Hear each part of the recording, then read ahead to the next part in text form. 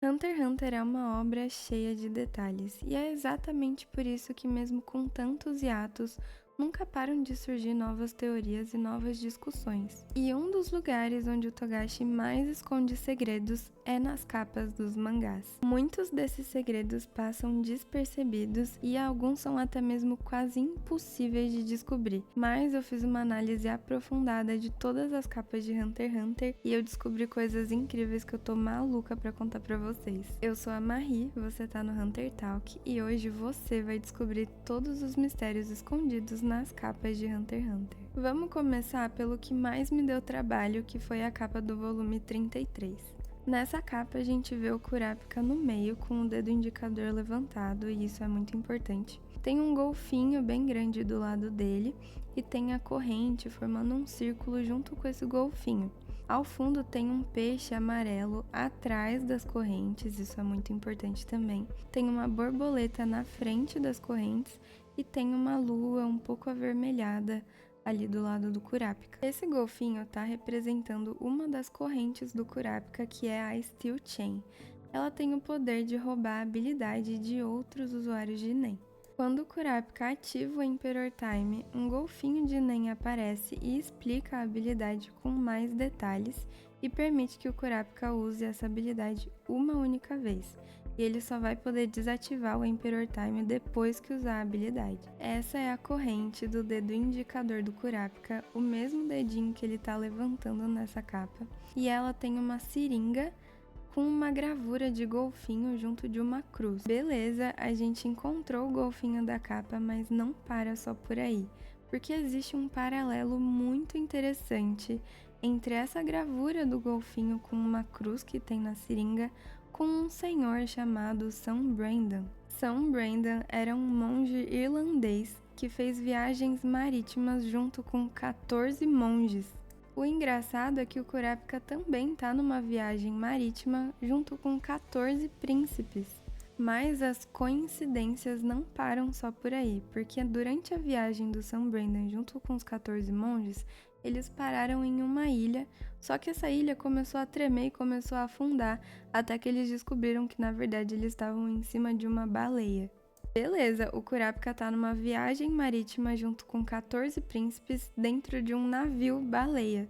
Ainda por cima fizeram uma cruz moderna não muito conhecida em homenagem ao São Brendan, que é uma cruz com 2 golfinhos. Olha, eu não sei pra vocês, mas pra mim não tem como essas duas histórias não terem relação.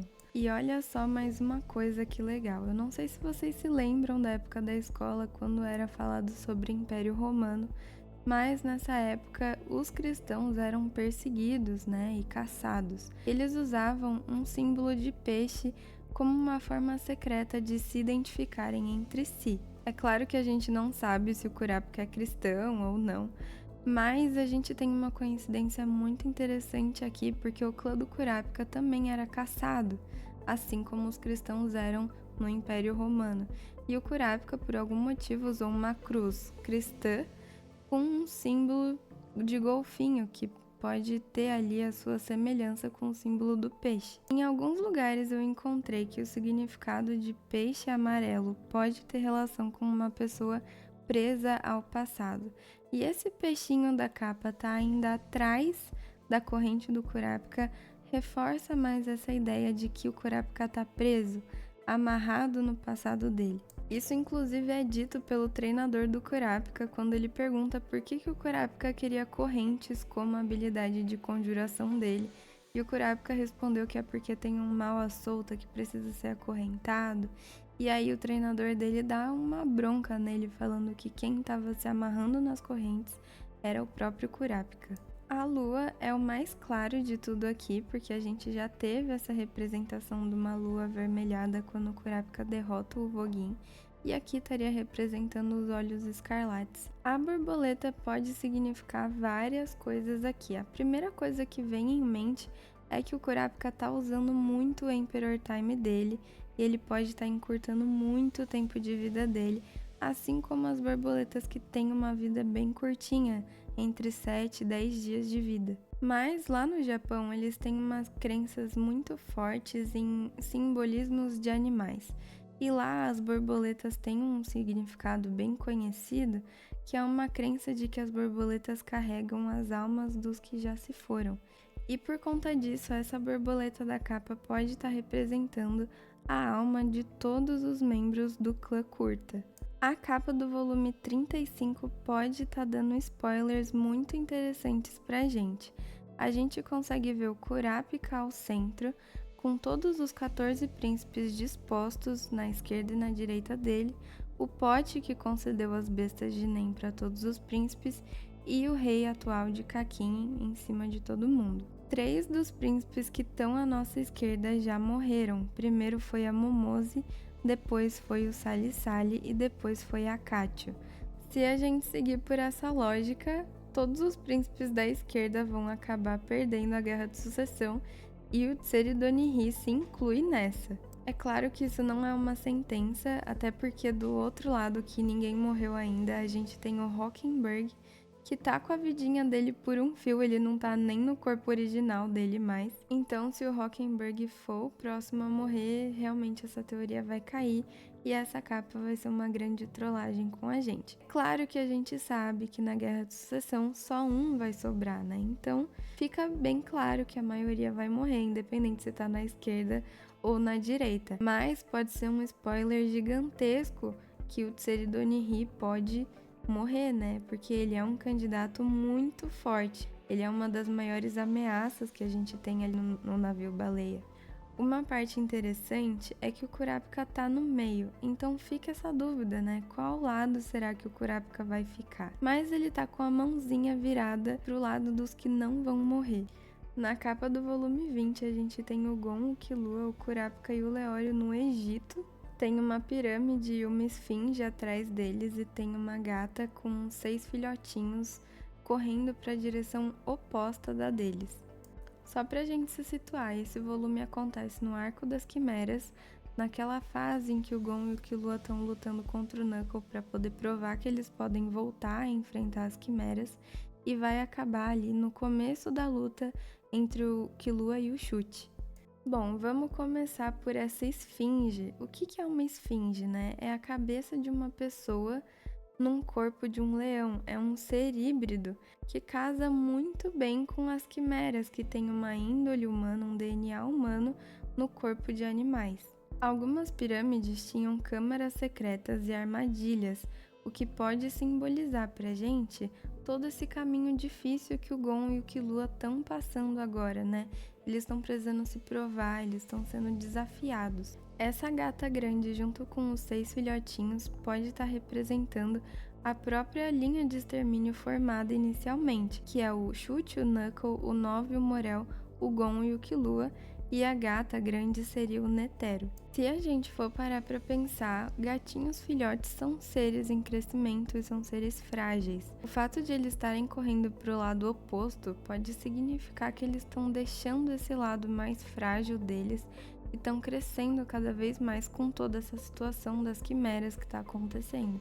Já o Netero, que seria representado por essa gata maior, já desenvolvida exatamente como ele é o mais forte de todos ali, ele já é extremamente crescidinho e no caso dele ele estaria correndo na direção oposta, porque ele tá deixando o mundo dos vivos mesmo. A próxima capa eu tenho aqui comigo, que é a do volume 13. E eu vi muita gente dizendo que isso aqui é só uma liberdade artística do Togashi, eles estarem todos doidões assim, né? Mas na verdade, se a gente reparar bem, o Killua tá usando a arma da Pakunoda e o Gon tá usando a katana do Nobunaga. Esse volume aqui acontece na fase ali que o Kurapika sequestra o Crollo, e eu acredito que o Gon e o Killua estão representados meio doidões assim, porque eles parecem não saber com o que eles estão lidando. Aqui já é a segunda vez que eles enfrentam a trupe fantasma, sendo que eles claramente não têm força suficiente ainda para lutar com eles. Aqui, o Killua tá usando a arma da Pakunoda porque ele ficou mais próximo dela mesmo. A Pakunoda verificou ele primeiro, o Gon já ficou mais próximo do Nobunaga. O Nobunaga se interessou por ele inicialmente, queria levar ele pra trupe, e o Gon ganhou uma queda de braço contra o Nobunaga também. Se a gente reparar melhor ainda, o Killua tá com os olhos do Gon e o Gon tá com os olhos do Killua. A gente tem uma parte muito interessante, que é quando o Nobunaga prende os dois naquela sala do prédio abandonado, e o Killua começa a querer enfrentar o Nobunaga, só que ele ainda tá com as agulhas do Illumi. Então ele fica sofrendo com umas alucinações do Illumi falando que ele não consegue, né? E aí o Killua começa a agir de uma forma egoísta segundo o Gon. Aí o Gon fica bravo com ele, bate nele e eles têm uma briga ali, o Nobunaga até dá risada. É uma troca de papéis mesmo. Quando eles conseguem fugir, o Gon fala: "Ai, você voltou ao normal. Eu que faço besteira e você que me controla." Basicamente, o Gon chamou o Killua de egoísta. Ele praticamente admitiu que ele é o egoísta da relação. E a gente sabe que eles têm uma amizade meio tóxica ali, né? O próximo eu também tenho aqui. Eu já vi muita gente perguntando quem que é essa garota, porque a Bisque não aparece desse jeito nem no mangá. Ela tá um pouco diferente mesmo, mas é a Bisque. E ela tá segurando um bichinho ensanguentado aqui, né? Não tem muito o que falar dessa capa, é mais a dualidade mesmo dela, que ela por fora é uma garotinha fofa, mas ela é super impiedosa em batalha, mesmo se ela tiver com o corpo modificado. Com o corpo modificado ou o corpo original, ela continua sendo extremamente forte. Agora a gente tem um momento triste aqui, porque eu queria fazer um paralelo entre o volume 12 e o volume 36. Eu não tenho o volume 36, infelizmente, mas aqui a gente vê que todas as aranhas estão felizes, estão com expressões ok, normais, mas no volume 36 a história já muda um pouco de figura, porque no volume 36, ao invés de ter a Pakunoda, o Shaunark e o Cortope, a gente tem florzinhas no lugar deles. O Hisoka é substituído pelo Kaluto. E no meio, onde era pra estar o Vogin, na verdade tá o Illumi sem boca segurando uma flor. Aqui eu já preciso falar que a capa do volume 36 tem uma ligação super forte com a teoria de que na verdade o Hisoka tá disfarçado de Illumi no navio baleia. Primeiramente, o que o Illumi tá fazendo segurando a flor do Vogin? Sendo que o Illumi não tem nada a ver com o Vogin. Quem tem alguma coisinha a ver é o Hisoka, que ajudou o Kurapika fornecendo algumas informações sobre a trupe, e depois disso o Kurapika derrotou o Vogin. Mas uma coisa muito estranha é que o Illumi tá sem boca. E quem tá sem boca nesse momento? O Hisoka, porque o Crollo explodiu ele inteiro e ele ficou sem boca e sem nariz, sem perna, sem dedos. Fora que no volume 36, o Togashi colocou nas notas o desenho de uma boca, a boca que tá faltando no Illumi, e embaixo escrito "Spoilers, eu ouso dizer". Na capa do volume 30, a gente tem todos os zodíacos virados de costas e dois deles estão com as mãos para trás, que é o Pariston e o Saiyu. Essa capa é um spoiler porque no volume 33 a gente descobre que o Saiyu é um traidor do zodíaco. No volume 33, o Pariston já tinha saído do Zodíaco, então ele não é mais considerado um traidor exatamente. Mas no volume 33, o Kurapika já tinha se tornado um dos Zodíacos, e logo na primeira reunião ele já chegou perguntando quem que era o informante do Beyond, deixou todo mundo constrangido. Aí o Kurapika usou a Dawson Chain dele para descobrir quem que era o traidor, e ele descobriu que o traidor era o Saiyu. Descobriram que possivelmente o Pariston era o mandante e o Saiyu era o informante, porque o Pariston ganhou as eleições, mas logo depois ele renunciou, e é uma coisa desvantajosa para o Pariston, né? Se ele deixasse de ter as informações de dentro da Associação Hunter. Então só faria sentido se o Pariston tivesse um informante lá dentro. Então essa capa do volume 30 é um super spoiler do que vai acontecer só no volume 33. Agora mais uma que eu tenho. Bom, aqui vai ser difícil de ver, mas a Pitou e o Yuppie estão com uma expressão feliz, mas o Meruem e o Puff estão com uma expressão mais séria. Nesse volume aqui, é quando o Meruem conhece a Komugi, e é quando o Puff começa a ficar enciumado com o Meruem, porque o Meruem começou a ouvir demais a Komugi. Ele mesmo pensou, né? Nossa, eu nunca vi o rei ouvindo por tanto tempo alguém na minha vida. E o Meruem pode estar mais sério porque ele tá vendo que tá ficando difícil de ganhar no Gung da Komugi, né? Ele não tá conseguindo, já começou as dificuldades por aqui já. Então, o Meruem tá sério porque ele não consegue ganhar e o Puff tá sério porque ele tá ficando preocupado com a atenção que o Meruem tá dando pra uma humana sem valor nenhum. Falando agora dos guardas reais, a gente tem a capa do volume 28, que é espirrado uma pintura de Diego Velázquez, que chama A Coroação da Virgem. É tudo igual, a disposição dos olhos de cada um é igual, a disposição das pernas, os anjinhos, é tudo igual. Acho que o Togashi gosta bastante desse quadro. Falando em inspirações idênticas à vida real, a gente tem o volume 11 de Hunter x Hunter, em que o Crollo tá com essa posição diferente, né, com a mão na boca, e na verdade ela é uma inspiração de uma revista de moda japonesa. E uma curiosidade extra é que o volume 11 de Jujutsu Kaisen também tem essa mesma pose, só que é em homenagem a Hunter x Hunter. O GG Akutami colocou essa mesma pose com o personagem Nanami. Já que a gente tá falando em pose, a gente tem o volume 38 de Hunter x Hunter, que o Gon tá fazendo exatamente a mesma pose do soco de gratidão do Netero. Agora a gente entra nos animais que são comparados aos personagens nas capas de Hunter x Hunter. Tem 9 capas que o Togashi compara os personagens a certos animais, tanto por simbolismos quanto por características que estão presentes tanto nos animais quanto nesses personagens. Vamos começar pelo volume 18, que o Kurapika tá junto de uma coruja. Na verdade, realmente aparece uma coruja nesse volume.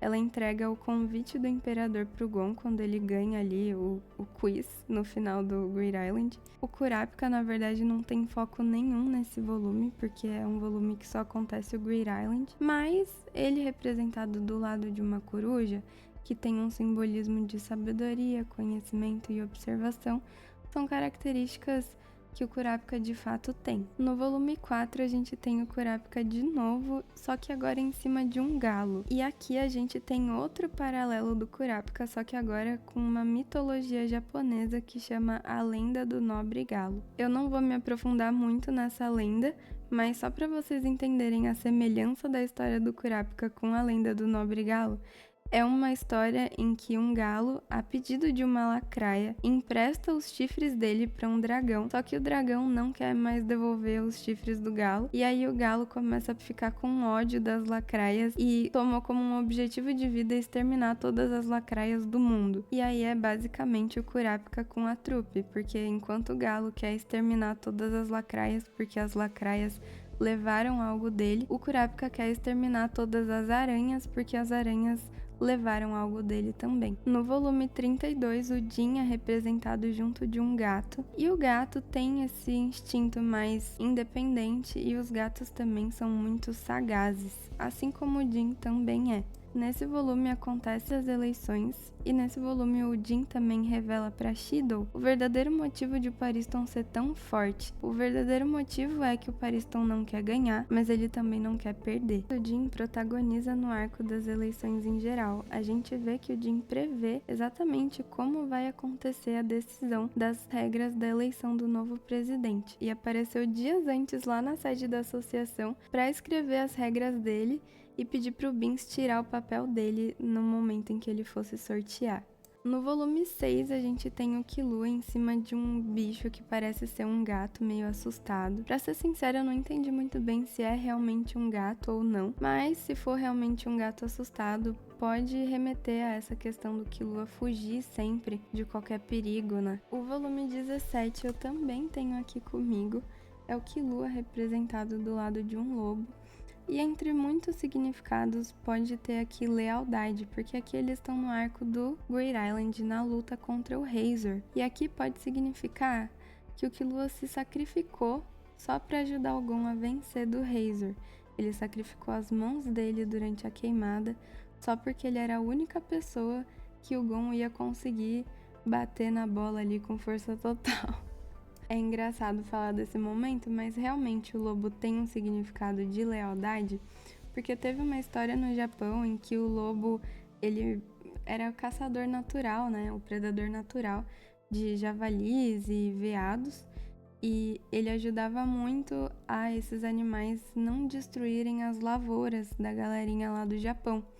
Então, por muito tempo, o lobo foi realmente um salvador de vidas lá no Japão. No volume 19, o Leório aparece ao lado de um peixe dourado. O peixe dourado foi levado da China para o Japão e na época que ele chegou lá, eram poucos, né, que tinham, então era muito caro. Então só as pessoas que tinham muito dinheiro conseguiam ter os peixinhos dourados como animais de estimação e acabou virando um símbolo de riqueza. O fato de simbolizar riqueza aqui tem muito a ver com o Leório, né? O Leório com essa ambição do dinheiro, não só pelo motivo superficial, mas também com o objetivo de virar um médico e tudo mais, por isso que ele quer tanto dinheiro. No volume 5, o Leório também é representado em cima de um cachorro. Também acredito que seja uma representação da lealdade aqui, porque nesse volume eles estão lá tentando resgatar o Killua e o Leório se esforça bastante para tentar ajudar o amigo dele. Inclusive no mangá é bem diferente do anime. O Leório consegue abrir o portão de teste completamente sozinho. No volume 3 a gente tem o Gon em cima de uma tartaruga, que primeiramente tartaruga pode simbolizar sorte. Essa tartaruga tá usando um boné, estilo cap, meio militar, assim, que pode remeter a essa pegada mais viajante, mais explorador, que tem tudo a ver com o Exame Hunter. Essa tartaruga também tá usando um colar com um relógio, e isso é muito interessante aqui. Porque nesse volume a gente tá na Trick Tower, onde uma das coisas determinantes é o tempo. E ainda por cima o Leório conseguiu perder 50 horas só porque ele é um safado. E aí sobrou para eles 9 horas e 45 minutos para terminar a Trick Tower inteira. A tartaruga simbolizar a sorte também é muito interessante porque no Exame Hunter todo mundo dependeu muito da sorte para não só passar, mas também chegar vivo. Na primeira fase ainda, o Gon já dependeu muito da sorte porque ele esbarrou ali com o Hisoka e o Hisoka quase que manda ele de base. E por último, eu também tenho aqui o volume 1, que é o Gon em cima de um sapo. O sapo tem vários simbolismos, a começar pelo nome dele em japonês, que é Kairu.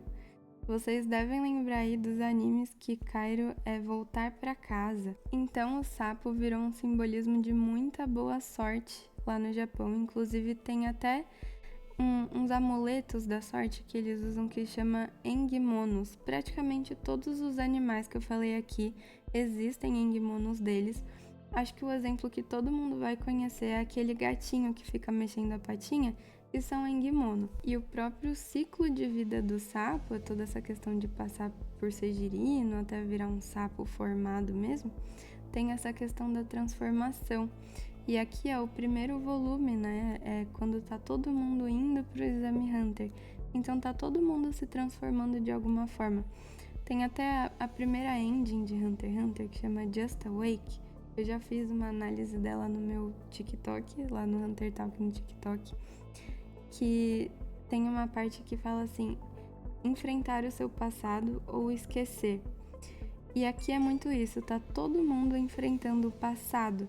Tá todo mundo se transformando de alguma forma. Por exemplo, o Leório tá transformando isso em coisas boas. O Leório tá transformando os traumas dele em uma motivação para ele ser um médico para salvar outras crianças. O que eu vejo muito do Gon aqui é a rejeição do abandono. O Gon não aceita que ele foi abandonado pelo pai dele. E ele pensa que, tipo assim, eu vou virar um Hunter se for preciso, mas você vai ser meu pai, entendeu? E nós finalmente terminamos as análises das capas, que a gente tem alguma coisa a dizer por aqui. Tem as outras capas que eu não falei nada, mas é porque não tem muita coisa pra falar mesmo. Ó, eu vou dar o exemplo dessas duas aqui. Não tem muito o que falar, sabe? Aqui é só a Morena. E aqui é só o Gon versus Razor, assim, então essas capas nesse estilo, que não tem mesmo nenhum simbolismo, que é só o que tá acontecendo mesmo, eu não tenho muito o que falar. Beijinhos!